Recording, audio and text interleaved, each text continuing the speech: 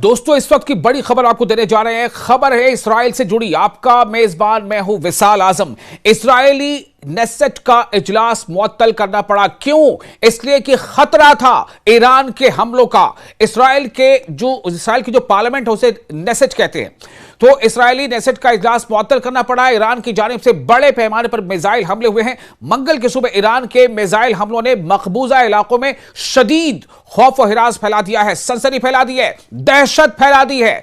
Iran का नाम सुनते ही इस्राएली डरने लगे हैं, जिसके नतीजे में नेसेट का इजलास मुअत्तल करना पड़ा। एक बड़ी खबर, सैकड़ों मकामात पर सायरन बजने लगे, जबकि बड़े पैमाने पर हमलों ने वसती इलाकों को निशाना बनाया, जिससे तेल अवीव और बीर शैबा में वसी पैमाने पर नुकसान हुआ है।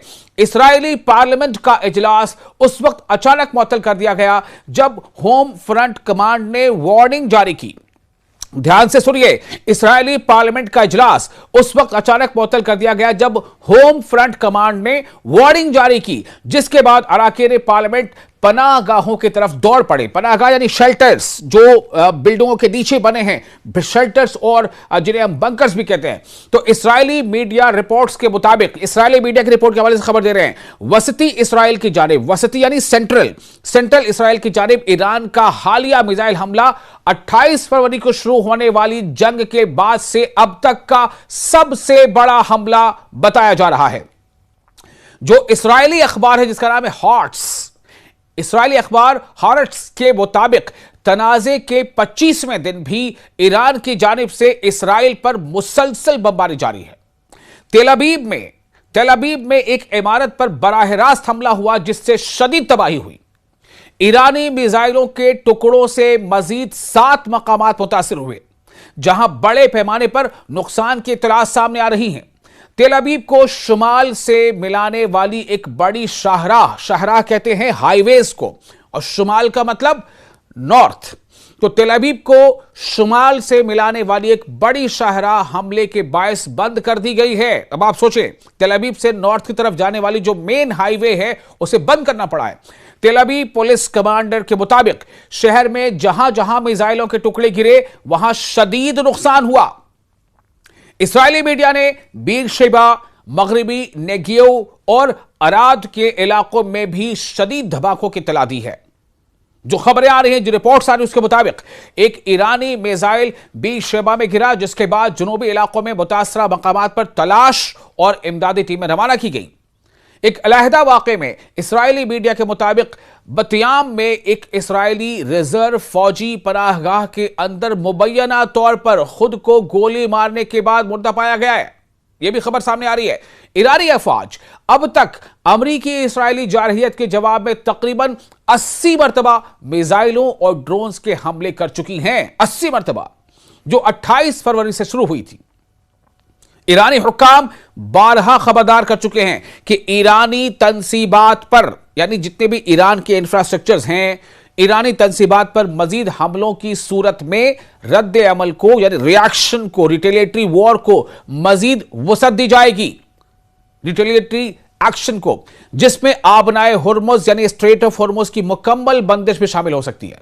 यानी अभी तो फिलहाल यह है कि कुछ जहाजों को पार कराया जा रहा है आबनाए हुर्मुज से, लेकिन यह कहा जा रहा है कि अगर जो ईरान के तंसीबात पर, खासतौर से जो अवाम से जुड़े तंसीबात है, पब्लिक सप्लाई से जुड़ी तंसीबात है, उनको अगर अटैक किया गया तो इसके मजीद, यानी कि बहुत ज्यादा बढ़कर इसका हर्जाना भुगतना पड़ेगा इस्राएल और अमेरिका को। यह वार्निंग दी जा रही है। अमेरिका और इस्राएल के उन दावों के बावजूद कि उन्होंने ईरान की फौजी सलाहियतों को तबाह कर दिया है, ईरान की जानिब से ये ताकतवर जवाबी कार्रवाइयां जारी हैं। यानी सीधे डोनाल्ड ट्रंप हो या नेतन्याहू, अगर उनका यह दावा था कि हमने ईरान की फौजी ताकत को नुकसान नहीं पहुंचाया बल्कि उसे तबाह कर दिया, तो उसके बावजूद अगर ईरान इतने बड़े हमले कर रहा है तो यह क्या बताता है? क्या बताता है? यह बहुत बड़ा सवाल है। और आप सोचें, जिस अमेरिका और ईरान ने इस बात का दम भरा था कि 24 घंटे में ईरान को सबक सिखा देंगे, क्या हुआ? लगभग 1 महीना गुजरने को है, 1 महीना गुजरने को है, और ईरान ने ऐलानिया हमला किया है। ईरान ने पहले से ऐलान किया था कि हम हमले की शुरुआत नहीं करने जा रहे, हमले की शुरुआत हम कभी नहीं करेंगे, लेकिन अगर हम पर हमला किया गया, हमारे सॉवरेनिटी पर अटैक किया गया, तो हम उसका भरपूर जवाब देंगे, भरपूर। और साथ ही यह कहा गया था कि अगर अमेरिका इस हमले में शामिल हुआ तो ईरान ने यह ऐलान किया था कि हम अमेरिकी अहदाफ को, अमेरिकी टारगेट्स को जो मिडिल ईस्ट में हैं, हमारे अलग अलग देशों में, हम उन्हें भी निशाना बनाएंगे। जैसा ईरान ने कहा था वैसा ईरान ने किया। ईरान के जो रहनुमा हैं, ईरान के जो फौजी कमांड के सरबराह हैं, वो इस बात को भी दोहरा रहे हैं कि अमेरिका और इस्राएल ने स्कूलों पर हमला किया, हमने नहीं किया।